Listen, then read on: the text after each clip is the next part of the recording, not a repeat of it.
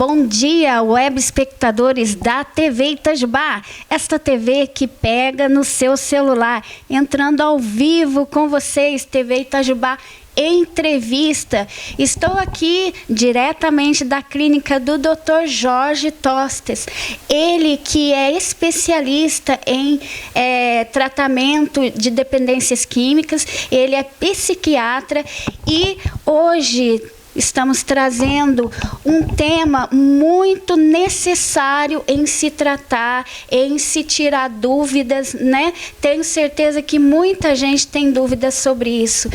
Tratamento químico com pessoas que se viciam em drogas, em entorpecentes, em álcool, enfim, todas as dependências químicas. Tem tratamento, tem como lidar e tenho certeza que muitas famílias hoje em dia se sentem perdidas, né? Sem saber o que fazer, para onde ir. E hoje a gente vai bater um papo aqui com o Dr. Jorge e tentar, né, trazer muitas destas dúvidas que eu sei que você pode ter sobre este assunto. Bom dia, tudo bem, doutor? Bom dia, tudo bem. Obrigado pelo convite, falar de um tema tão importante. O tratamento da dependência química, né, na verdade, assim, né, você foi feliz no abordar, na verdade são dependências, né? Então, existem diversas dependências de substâncias e de comportamentos também. Tem pessoas que têm vícios e comportamentos repetitivos também, que não necessariamente só de uma substância, mas, por exemplo, com jogos, né? Hoje de tecnologia, tem pessoas ficando viciadas em tecnologias, então o termo mais correto mesmo seria dependências mesmo, ou um outro termo que a gente usa é de comportamento aditivo, que é a pessoa que repete o comportamento de uma maneira viciosa. Sim, interessante, doutor. Essas dependências que o senhor falou também tem tratamento. Tem tratamento, né? Na verdade, assim, a gente sempre está atrás em termos de tratamento, né? E o processo ele é bastante complexo, porque muitas vezes a gente tem muito tempo, ela já está há muito tempo envolvida naquela dependência, naquele comportamento e só vai buscar o tratamento tardiamente. Então, eu acho importante, né, abordagens como essa de hoje, né, falar do assunto, porque muitas vezes as pessoas que estão com problemas ou as famílias deixam para buscar ajuda muitos anos depois. E aí o problema já está instalado, ele vai se agravando com o tempo. Então, é importante buscar ajuda precocemente. Começou a identificar um problema, busque ajuda, procure se informar e tente fazer com que a pessoa que está com o problema aceite, porque muitas vezes não é fácil também. Doutor, para a gente começar, assim, entender melhor, né? Como que eu sei que eu ou uma pessoa próxima a mim, um familiar, está começando com esse vício? É uma pergunta muito boa, porque o processo ele se instala gradualmente, nem sempre é claro. E principalmente com drogas chamadas lícitas, né, drogas que são legalizadas, exemplo do álcool, as pessoas vão se envolvendo gradualmente, mas sinais de alerta são a pessoa deixar de ter uma outra atividade em função daquele comportamento, ela buscar atividades que envolvam aquele comportamento. Então, no exemplo do álcool, ela passa a ter relações, amigos, contatos com pessoas, só com pessoas que bebem. Ela pode deixar de trabalhar, ela pode deixar de estudar, ela pode deixar de se relacionar socialmente para buscar só atividades que têm a ver com bebida, né? Ou ela deixa de fazer outras coisas, ou ela sempre busca aquilo que está relacionado com a bebida, ou se fosse no caso de outra droga, relacionado a outra droga. Então, esses são sinais de alerta importantes. E aí, não necessariamente ela já esteja dependente, mas ela pode estar a caminho. No início. Está no início, que é o momento de procurar reverter esse processo. Tudo no início, né, doutor, tem um tratamento melhor, né? Mais facilitado, né? Então, assim, se a pessoa ainda não está dependente, se o corpo dela não está dependente, se não tem um comportamento já considerado de um dependente químico, é mais fácil ou menos difícil porque passa pela mudança de comportamento, passa por ela evitar aquelas situações de uso, passa por ela evitar os relacionamentos, os locais. Então, é mais medida comportamental. Depois que a dependência está instalada, já é mais complexo, né? É uma doença que já está instalada, né? E qual a atitude dos familiares nessa questão? Detectou que aquela pessoa já está dependente daquela substância ou de alguma coisa. O que o familiar deve fazer nesses casos? A primeira coisa é tentar conversar dentro de casa, né? Se esse diálogo é possível, nem sempre ele é possível, às vezes a relação já está muito ruim, muito desgastada. Uma dica é nunca conversar, nunca brigar com a pessoa, nunca confrontar sobre efeito de alguma substância, né? Por exemplo, do álcool, não se briga, não se discute com a pessoa alcoolizada. As conversas sempre sem efeito da substância. Por dois motivos. Primeiro, que ela pode estar muito alterada e ter risco, e segundo, que ela pode não lembrar de nada no dia seguinte. Então é uma conversa em vão. Então é tentar conversar em casa, se não conseguir pedir ajuda de outras pessoas, porque às vezes é o marido que está com problema, é alguém da família e a relação está ruim e ela não aceita aquela pessoa que está falando. Buscar ajuda de um amigo, de uma pessoa da fé que ela professa, da própria religião que ajuda, né? Amigos, às vezes a pessoa ouve, outros amigos não ouvem quem é de casa. Não deu certo, aí vai a nível profissional, buscar ajuda de um profissional. Primeiramente, às vezes no posto de saúde, um profissional que já atenda, trate da pessoa por um outro problema de saúde. Você vai escalonando quem vai poder ajudar, né? E se né, em algum momento, talvez essa pessoa aceite alguma forma de ajuda. Existem os grupos de autoajuda, tipo Alcoólicos Anônimos, Narcóticos Anônimos. Tem alguns grupos ligados a algumas religiões que podem ajudar. Então, assim, existem vários recursos, né? A questão é a pessoa aceitar, né, e a família também buscar essa ajuda, né? É verdade. E, doutor, nesses casos mais sérios, né, em que a pessoa já não consegue, não tem mais domínio, né, sobre a sua própria vida, sobre essa dependência que ela está no momento, qual a melhor opção? Uma clínica de recuperação ou uma clínica hospitalar, uma clínica, como fala, psiquiátrica, né? Um hospital psiquiátrico. Qual as duas melhor opção ou as duas são o mais indicado? Na verdade, não tem uma melhor ou pior, vai depender da gravidade do caso. Então, assim, tem casos extremos que às vezes precisa de uma internação mesmo, com tratamento médico, com medicamento. A pessoa está com um comportamento muito alterado. Tem o que a gente chama de comorbidade, que é quando tem mais de um problema de saúde física ou de saúde mental. Aí complica mais. Então essa pessoa pode estar muito alterada e se colocar em risco ou colocar alguém em risco. Aí ela vai precisar ser medicada, vai precisar de condutas mais agressivas, digamos assim. Esse é o extremo, né? Felizmente não é a maioria dos casos. Na maioria dos casos, ou é alguma forma de terapia, uma internação, né, em comunidade terapêutica, que a gente chama de casa de recuperação ou comunidade terapêutica, que é um trabalho feito, às vezes, entre os próprios usuários, às vezes tem ali uma ajuda religiosa, tem outras estratégias que também é bem-vinda. Então, assim, em casos não tão graves, quando não tem tanta mudança de comportamento ou a saúde física não está muito alterada, o trabalho de comunidade terapêutica, das casas de recuperação, ele é muito bem-vindo, né? Ele serve muito bem. Ou mesmo essa pessoa com um quadro mais grave, mas depois que passa a crise, ela pode receber o tratamento nessas unidades, nesse tipo de tratamento de comunidade terapêutica, né? Com ou sem acompanhamento profissional, né? Então, a pessoa pode estar numa comunidade terapêutica, receber um tratamento psicológico ao mesmo tempo, um tratamento médico, pode-se fazer tudo ao mesmo tempo também, tá? Outra dúvida, doutor, algumas clínicas de recuperação não têm o acompanhamento do psicólogo ou de um psiquiatra.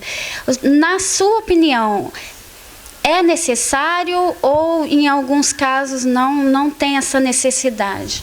Em alguns casos não tem necessidade, porque assim, não é porque a pessoa tem um problema, né? Assim, a gente considera a dependência química hoje uma doença do cérebro. Mas é um tipo de problema que acomete o comportamento, acomete a relação familiar, acomete o social, tem várias outras coisas envolvidas.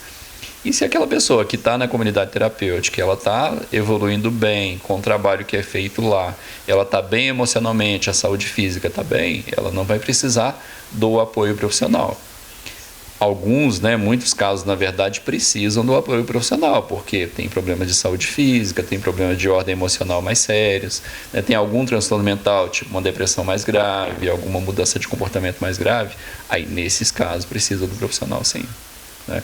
Então, vai depender da gravidade da situação. Então, tem que avaliar cada caso e diferenciar, esse precisa, esse não precisa. Não. Então, é bem variável. Entendi. E, doutor, a maioria das clínicas, ainda falando sobre as clínicas de recuperação, a maioria não recebem esses dependentes quando eles não querem, né? Na sua opinião, é uma atitude correta ou poderia ser mais invasivo, né? Em alguns casos, mesmo a pessoa não querendo, os familiares têm essa opção de tá tratando esse dependente, mesmo ele não querendo, porque muitas das vezes o dependente não consegue enxergar que ele está numa situação extrema. Então, a atitude é correta e a legislação, a lei fala nesse sentido. Então, as comunidades terapêuticas, elas não podem fazer internação compulsória ou involuntária, que são duas modalidades de internação que precisa de aval da família ou judicial para que essa pessoa esteja internada contra a vontade dela. As comunidades terapêuticas só podem fazer internações voluntárias, com a própria vontade, a pessoa aceitando aquela internação. Por que tem que ser assim? Porque as comunidades terapêuticas, elas não têm uma estrutura de internação, por exemplo, para precisar medicar a pessoa, sedar se for preciso, se ela se colocar em risco, se ela estiver muito agitada, se ela estiver muito nervosa, não tem como controlar isso na comunidade terapêutica, Aí precisaria ou do hospital ou de uma clínica mesmo especializada. Esses locais tem lá o médico que vai passar o remédio, tem o enfermeiro que vai fazer, que vai cuidar da segurança, vai se responsabilizar por isso. Então, por isso que nas comunidades terapêuticas não pode ser involuntário, porque tem que ter estrutura para segurar a pessoa, porque aí é uma situação extrema, uma situação de exceção, é uma situação mais tensa, mais complicada.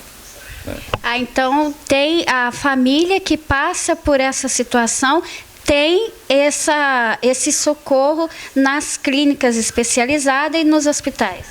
Tem o problema que assim, o serviço público ele não oferece tantas opções. Então a gente tem, você citou no início, o hospital psiquiátrico. Hoje em dia interna pouquíssimas pessoas, tem pouquíssimas vagas, assim, é exceção da exceção. São casos muito graves, situação de alto risco.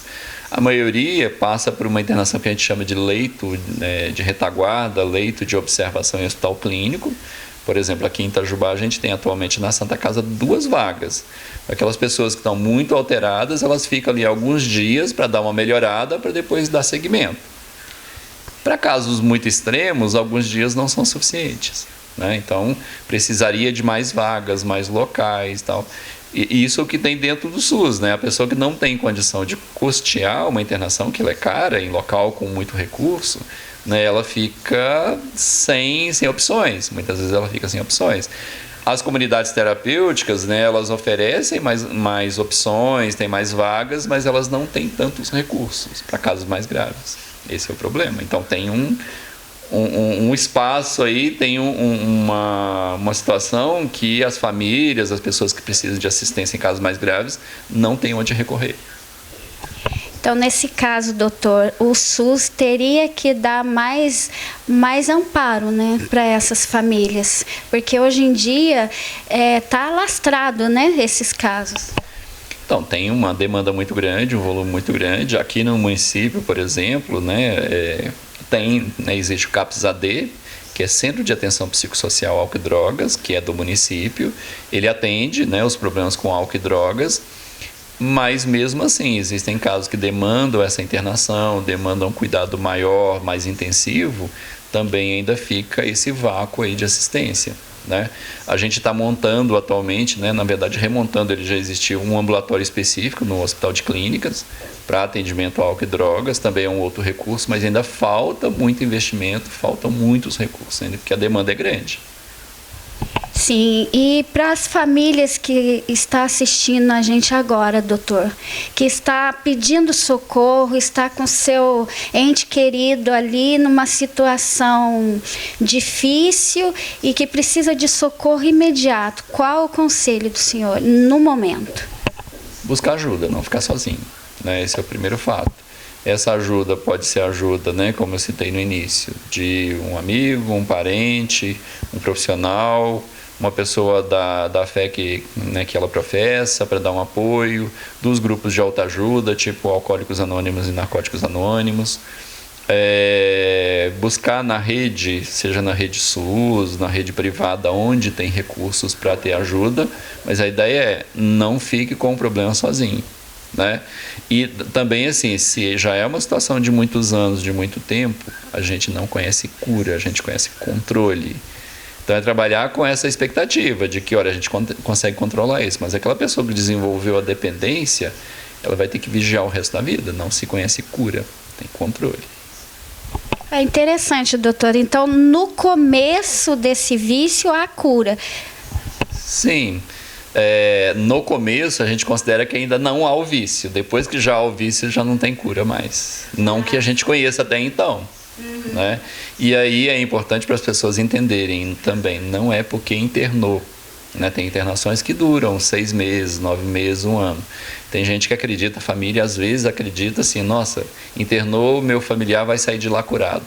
Infelizmente não sai. Tem pessoas que saem da internação, no outro dia recai. Na verdade a maioria recai. Qual é a diferença? Quem continua tratando, quem continua cuidando vai ter resultado. Se não continuar, o risco de recaída é altíssimo. Praticamente certo que vai tropeçar de novo. Então tem que cuidar porque é um processo crônico, uma doença crônica.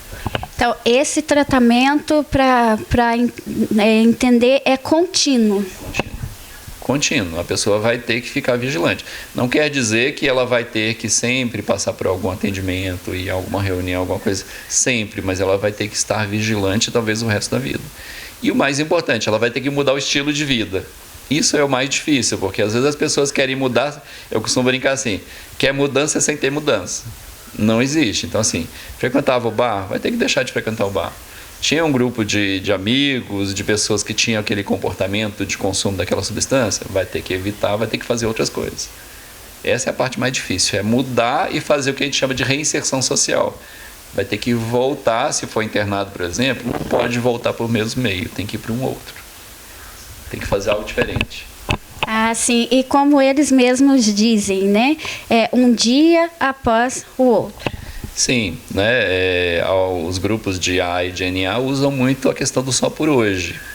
Só por hoje. De fato, isso é muito válido, porque, assim, em se tratando de um processo crônico, é um dia de cada vez. É outra coisa também importante, né? Quando a pessoa passa um dia abstinente, é um dia de vitória, mais um dia. E assim por diante, né? Nada de promessa para sempre, é só por hoje. Essa é a ideia. É verdade. Doutor, muito obrigada pelo senhor ter recebido a nossa TV aqui na clínica do senhor. Muito obrigado. Eu que agradeço. Assim, a mensagem final é de esperança. Não percam as esperanças, tem bastante recurso. A gente já conta com alguns recursos farmacológicos, tem medicamentos que ajudam um pouco. Quando tem comorbidade, é possível cuidar, né? Tipo, a pessoa tem depressão, tem ansiedade, tem outros problemas, dá para cuidar e às vezes ajuda a melhorar. Então, assim, existem recursos, não são definitivos, mas ajudam bastante. Ok. Eu fico por aqui, mais um TV Itajubá Entrevista, trazendo assuntos que possam te ajudar em algum momento da sua vida. Eu fico por aqui. Um forte abraço, fiquem com Deus.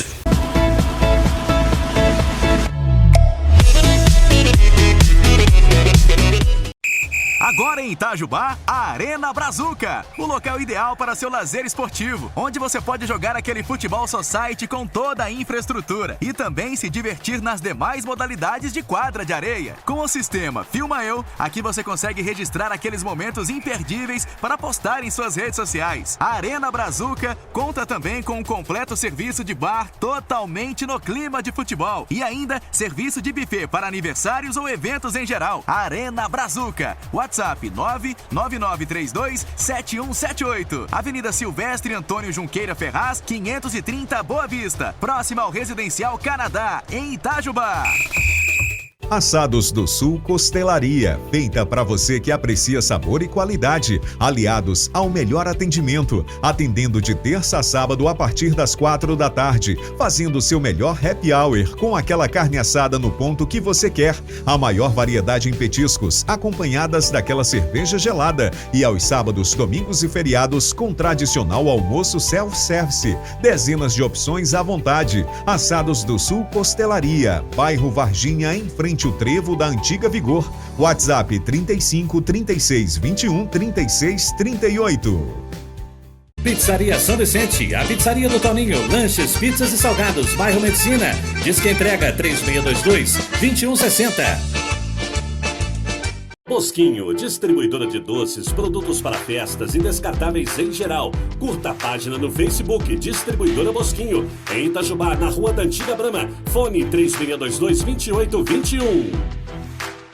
A Casa Marcelo tem de tudo para você e seu lar. Na tradicional loja da Rua Nova, você encontra de tudo para o seu dia a dia. Presentes, material escolar, brinquedos, acessórios e muitos outros. E na nova loja do Sambódromo, uma completa linha de móveis para a sua sala, quarto, cozinha e a maior variedade na linha infantil. A Casa Marcelo você já conhece. Crediário próprio e parcelamento em até 18 vezes nos cartões. Casa Marcelo, na Rua Nova. WhatsApp 988381231 e Casa Marcelo Móveis, no Sambódromo. WhatsApp 984059814.